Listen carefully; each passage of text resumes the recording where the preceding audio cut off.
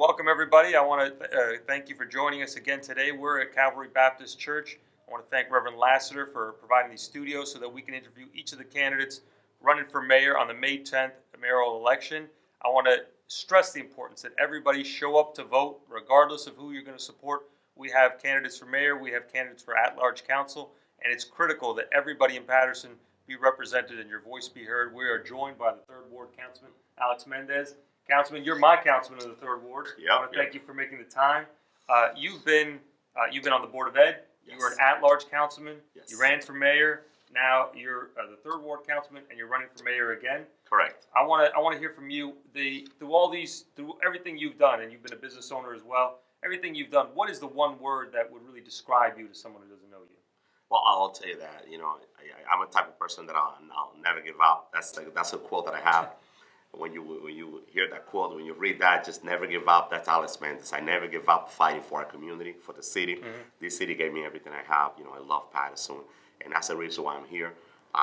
When I left the council in 2018, I decided to run for mayor. I finished second in the race, and so I went home and I continued with my organization, with my non-for-profit, helping the community, being there for the people. Mm-hmm. But the community want me back at the council. They told me, we need you back. Mm-hmm. I run again, and guess what? I'm here, and I'm looking forward to be the next mayor of the great city of Paterson. We are 10 days away from victory.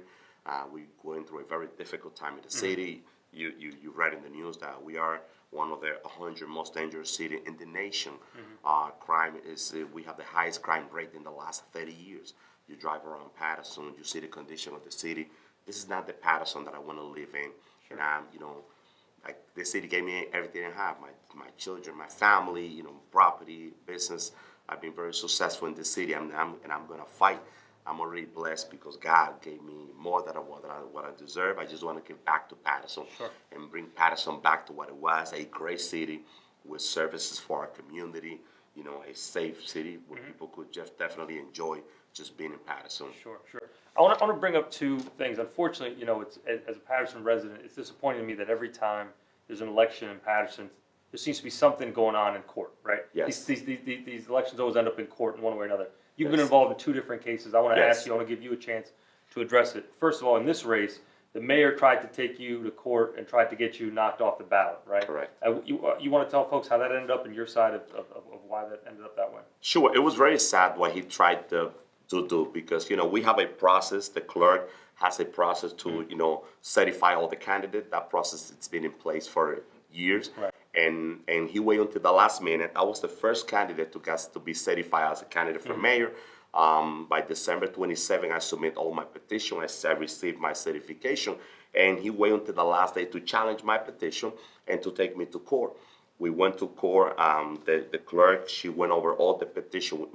They spent a lot of taxpayer dollars going over all the petition. So she recertified me.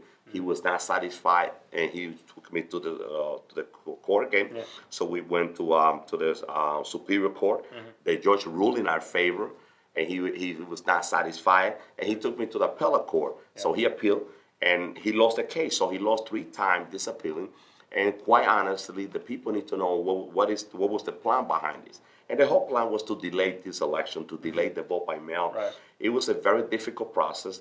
But the most sad part of this story is that in the position that they put the clerk, Madam Clerk, that has been going through a lot in this election.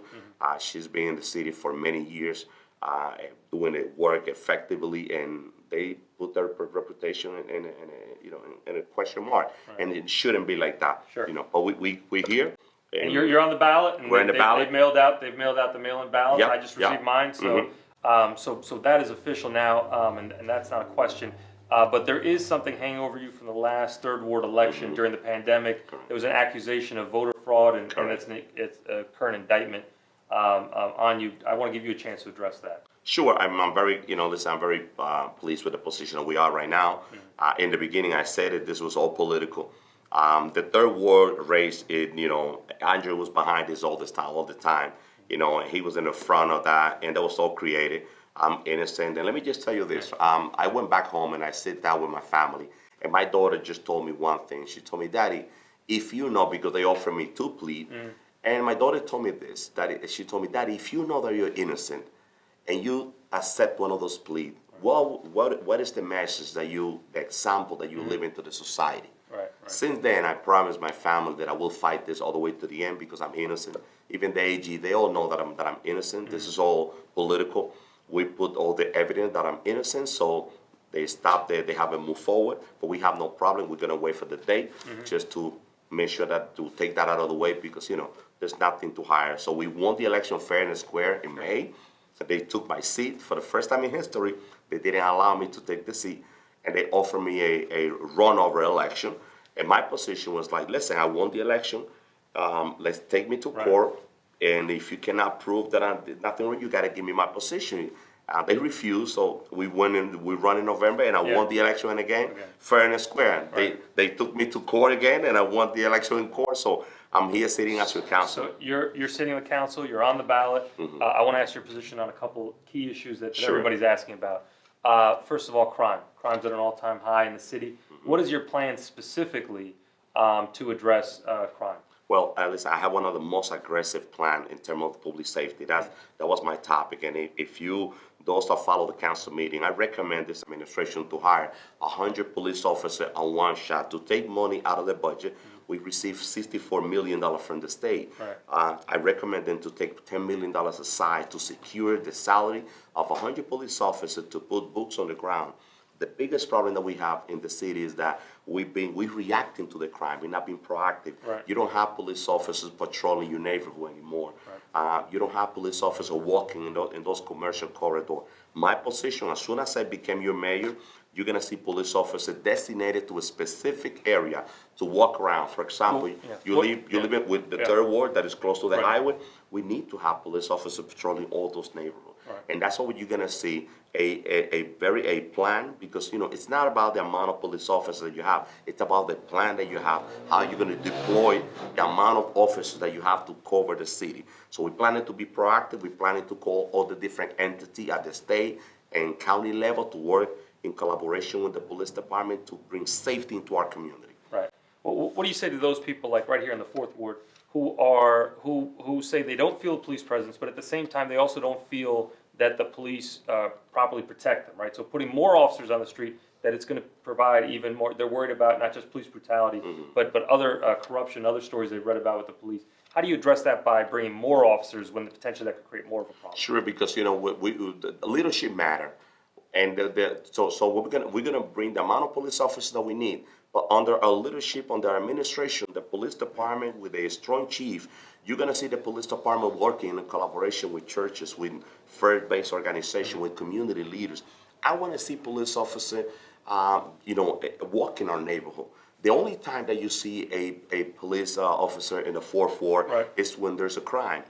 So we've been reacting. I don't want to see that. On the Alex Mendez administration, you're going to see that relationship between the business owner, between the person that lives in that area, and a police officer who's going to be designated to patrol that area.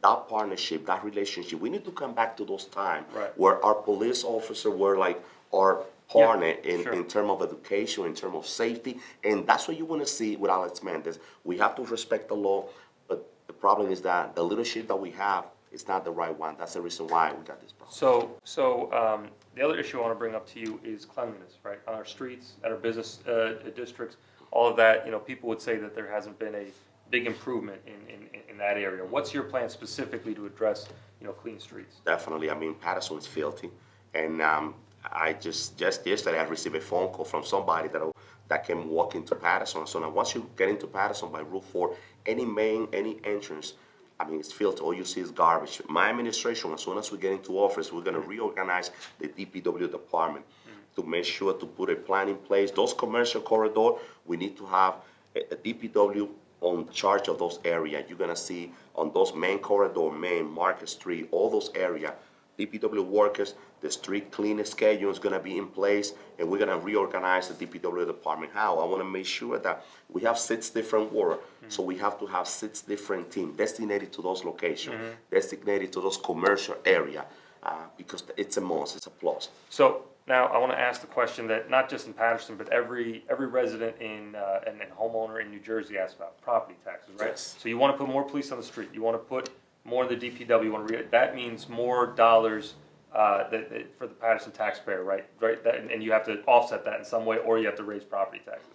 What's your plan to keep property taxes stable while increasing services? Sure, and that's a great question because quite honestly, I could tell you right now, without going into the back and into the taxpayer packet, we already have all the resources in place. And the most disturbing part of this is that this administration have everything they need to provide the services that we need. Okay. We don't need to go back to the taxpayer. The problem is that nobody's watching. Nobody's watching what they're doing. Where are they wasting There's the money? No where are they wasting the money? There's no accountability. Overtime is at the highest ever. Right. So how can you explain to the taxpayer that we're spending millions of dollars in overtime but we're not providing the services? Right. So leadership. Nobody is in charge of those departments. I mean, nobody's watching what's happening in the city. And that's what I'm coming in now. There's something that we need to talk about in terms of taxes, and it's tax abatement. Right. This mayor, he's been selling the city. He's been giving out tax abatement to all his friends. And that's the reason why he brag about all the money that he has, of course, because, he's been selling the city. Under my administration, if you pay your taxes, you don't get a tax abatement on your property. Right. I don't get a tax abatement on my property. Right. I'll make sure that if you want to invest in Paterson, listen, everybody have to pay the fair share. Right. The amount of construction that we have in the city of Paterson, none of those buildings are paying taxes. They all have 20 and 30 years tax abatement. When it comes to tax abatement, you have to look into. We need more property in the tax roll. I believe in home ownership. That's what I believe. I'm going to work really hard in home ownership. I want our Paterson resident to be able to call Paterson home by be able to be a homeowner in the city of Paterson. And if you know, the first time home buyer program, there was $1.5 million there, and the mayors choose to give that to the developer at the building the stadium. Big mistake. That money is to support our Pattersonians to be homeowners, to help them with $20,000, $30,000, whatever the amount might be, to be able to make sure that they purchase the property. So let me ask you, you've had a long career in public service, also just as a private citizen. What's the one accomplishment you're most proud of? Well, I'll tell you that. Listen, and let me just mention this because I just came out of one of my meetings. When I became the councilman of the 3rd Ward, I had the honor to rename one portion of Brilliant Avenue as a Jamaican way to acknowledge the contribution and the hard work and dedication of our Jamaican community in the city of Paterson. And somebody reminded me that I said, wow, you got into the council and you acknowledging the community, the larger Jamaican community that live in the 3rd Ward. But I'll tell you this, right? As a legislator, I looked into the situation. What are we facing? What is our challenge? When I came back into the council, I was the one that increased the fine. I put the legislation to increase the fine up to $10,000 for people that are coming into the city of Paterson to dump garbage. A minimum $2,500, $2,500. So I put the legislation in place. They're not enforcing the law. So I was the one that created the legislation about to make sure that all utility companies that are coming into the city, when they open the road, to make sure that they fix the road with the same standard of quality that they need to fix it. Look at the road. PNC, all those utility companies, they come into the city of Paterson, they open the road, and after they finish, it's a total mess. It's a disaster. So we're losing millions of taxpayer dollars because we're fixing the road and then destroy. I was the one that created that legislation. So, and many others at the school board, I was the one that put the uniform policy in place. So for me, as a legislator, I learned one thing, that as good as the legislative body is, you have to have a strong leader, a strong mayor who's going to enforce the law that we have in the book. And that's what you're going to have me as a mayor. I've been at the council. I'm putting legislation in place that are effective and good for the people, for the resident, to fix the city. But you have the administration that they don't enforce anything. And for me, enforcement is the key for us to fix the city. Trust me. If we start enforcing the law in the city of Paterson, we will never gonna have to go back into the taxpayer for asking for money for a tax. For example, you have a street cleaning going out without inspectors. Right. People, they're not even moving their car anymore because we're not no fines. Yeah. So we're leaving millions of dollars on the table, Paterson resident, for not enforcing the law that we already have in the book. This city needs a strong mayor who's gonna hold people accountable for the job that they're supposed to do, to enforce the law that we have in the book. We don't need to reinvent the wheel. We need a strong person that really cares, and also on top of that, Commissioner, an independent person. I'm very independent. All I care is about Paterson resident. That's my heart is in this city, and no special interest behind. That's the reason why you don't see a big amount of money on my account, because quite honestly, I don't need money to win this election. Okay. I need God on my side and the love of the people of Paterson, and we have the vote to win this election. Okay, now let me ask you, what's the thing that you haven't yet gotten done? The thing that, it burns you up, you want to get it done, but you just haven't gotten it done yet? In terms of in term of the condition of the city, so we find it was my idea. I brought the idea to the council to Rosello. We were having a lot of problems with our garbage collection. Yeah. I did two things at the council that I would like to, and then when I became the mayor, God willing, I will make sure that the council follow that direction. First of all, I really want to bring the garbage collection in house. I mean, we create job. We're gonna be able to create job. And from my position, I order a study about how effective it will be to bring the garbage collection in house to create more job. We could buy the equipment, we could buy the truck and the stuff that we need. So I'm waiting for that report to come, and I analyze. And on top of that, also we reorganize the city. So we went out for a bit. So we're gonna divide the city in 3 different areas. We expecting to have 3 different companies to come in and collect the garbage. That way we could create more competition. That way we will allow a small company to come in and be able to participate and provide a better service to us. Those 2 ideas, I already have it on the table. I'm expecting that when I become the mayor, I'll make sure that the council follow that direction. But I do believe that by bringing the garbage collection in house, we could create more jobs and it could be more effective. Okay, well, let me end on this question. It's a fun question. You've been a Patersonian. What's the experience, the sight, the sound, whatever it might be, a food, whatever it is, what do you think is like the quintessential Paterson experience? I will tell you, one of the things, I will tell you, let me start by the diversity. One of the things that I love the most is the diversity that the city has. You have over 52 nationalities. You can find any kind of restaurant in the city of Paterson. And for me, it's amazing. It's amazing the amount of people that we have in the city of Paterson. Yeah. When you walk around, you meet so many different people. You go into so many different restaurants, So we just have to bring Paterson back to what it was. And one of the things that I love the most about our city is the history of the city of Paterson. I just want to share this with you. And something that I have in plan is the museum, the Paterson Museum. Yep. I invite a friend that came to Paterson for the first time, and he walked into the museum. Yeah. He was so excited about the history. He never knew that Paterson was such a great city. But he was sad because of the condition of the museum. The roof is falling apart. The parking is dilapidated. So I told him, listen, my plan with the museum is that I'm going to just rebuild this museum. We're going to fix it. We're going to invest in the structure of the museum. But I want to take all the tenant out, and I want the museum to be entirely to represent, each area is going to represent the nationality that we're facing. So we want the 52 nationality that we have in the city of Paterson to have a place on the museum. Okay. Because if we have so many diversity, I want the diversity to be able to have some representation within the museum, because we all part of the history. Sure.